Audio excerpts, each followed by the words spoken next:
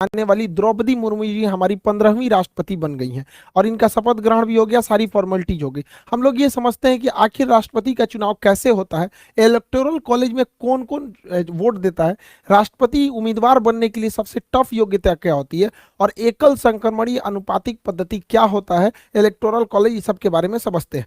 देखिए, हमारा देश जब बन रहा था, संविधान बन रही थी, तो भारत को रिपब्लिक न रख के ना ही गणराज्य रखा गया, दोनों कॉमन रखा गया। देखिए, रिपब्लिक किसे कहते हैं, हिंदी में इसे हम लोग गणराज्य कहते हैं। गणराज्य उसे कहा जाता है जहां राष्ट्राध्यक्ष का चुनाव होता है। देखिए, राष्ट्रपति हमारे देश के प्रमुख है, शासन के प्रमुख नहीं है। तो जहां कहीं पे राष्ट्राध्यक्ष का चुनाव होता है उसे हम लोग कहते हैं गणराज्य कहेंगे। तो हमारा देश जो है, हमारे राष्ट्राध्यक्ष राष्ट्रपति हैं और उनका चुनाव भी होता है, तो उस हिसाब से हम रिपब्लिक भी आ जाते हैं, गणराज्य आते हैं। लेकिन डेमोक्रेसी किसे कहते हैं? तो डेमोक्रेसी जो होता है जिसमें शासनाध्यक्ष का चुनाव होता है। शासनाध्यक्ष हमारे यहाँ प्रधानमंत्री है, तो हमारे यहाँ शासनाध्यक्ष का भी चुनाव होता है और हमारे यहाँ राष्ट्राध्यक्ष का भी चुनाव होता है। तो इस हिसाब से हम लोग हो गए डेमोक्रेटिक रिपब्लिक, मतलब हमारे यहाँ डेमोक्रेसी भी है और रिपब्लिक भी है, यानी लोकतंत्रात्मक गणराज्य है। गणराज्य इसलिए क्योंकि राष्ट्राध्यक्ष के रूप में बैठे राष्ट्रपति का चुनाव हो रहा है, और लोकतंत्र इसलिए क्योंकि शासनाध्यक्ष के रूप में बैठे प्रधानमंत्री का चुनाव हो रहा है। तो हम लोग लोकतंत्रात्मक गणराज्य अर्थात डेमोक्रेटिक रिपब्लिक है। ये हमारी प्रस्तावना में भी मिलता है।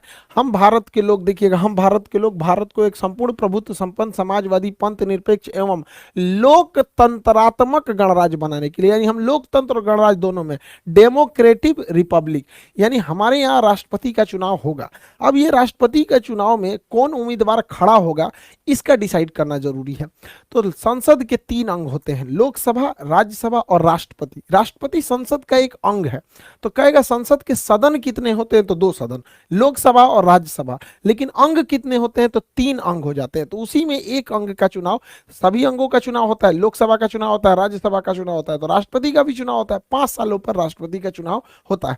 राष्ट्रपति की उम्मीदवार जो कोई भी खड़ा हो सकता है, उसको कुछ शर्तों का पालन करना पड़ता है। वो भारत का नागरिक होना चाहिए, 35 साल आयु होना चाहिए, इस शर्त को तो कोई इजीली पार कर सकता है। पागल नहीं होना चाहिए, दिवालिया भी नहीं होना चाहिए। दिवालिया उसे कहते हैं कि जो इतना कर्जा ले लिया है और अपने इनकम से ज्यादा कर्जा ले चुका है, चुका ही नहीं पा रहा है, जैसे विजय माल्या, नीरव मोदी, मेहुल चौकसी, ये लोग दिवालिया हो चुके हैं। ऐसे लोग राष्ट्रपति के चुनाव नहीं लड़ सकते, क्योंकि अगर ये जीत गए ना तो सबसे पहले अपना कर्जा उतारेंगे देश के पैसा से। तो दिवालिया नहीं होना चाहिए, लाभ के पद पर नहीं होना चाहिए। सरकारी नौकरी जो होता है ना, वो लाभ का पद होता है। जैसे आप देखेंगे कोई राज्यपाल है, वो लाभ का पद नहीं है, नेता लाभ का पद नहीं है, मंत्री लाभ का पद नहीं। संविधान के हिसाब से ये जनता के सेवक है। सरकारी नौकरी में रहेंगे ना तो लाभ का पद हो जाएगा, तो लाभ के पद पर नहीं होना चाहिए। विधान परिषद है 6 राज्य, यूपी, बिहार, महाराष्ट्र, कर्नाटक, आंध्र प्रदेश, तेलंगाना। तो वो 6 राज्यों में विधान परिषद है। बाकी राज्यों में केवल और केवल विधानसभा होती है। तो राष्ट्रपति के चुनाव में कहा गया है कि विधान परिषद भाग नहीं लेगी। इसलिए कहा गया है कि विधान परिषद के लोग भाग नहीं लेंगे क्योंकि ये विधान परिषद हर एक राज्यों में नहीं है। जब विधान परिषद हर एक राज्य में बना दिया जाएगा, जैसे बंगाल में बना दिया जाएगा, पंजाब में, राजस्थान में, मतलब 2800 राज्य में जिस दिन ये बना दिया जाएगा, उस दिन ये इसको भी चुनाव में लड़ने का, राष्ट्रपति के चुनाव में वोट डालने का अधिकार दे दिया जाएगा। अब कौन डालता है विधानसभा में, विधानमंडल में? तो विधानमंडल में केवल विधानसभा के सदस्य वोट डालते हैं, विधानसभा के।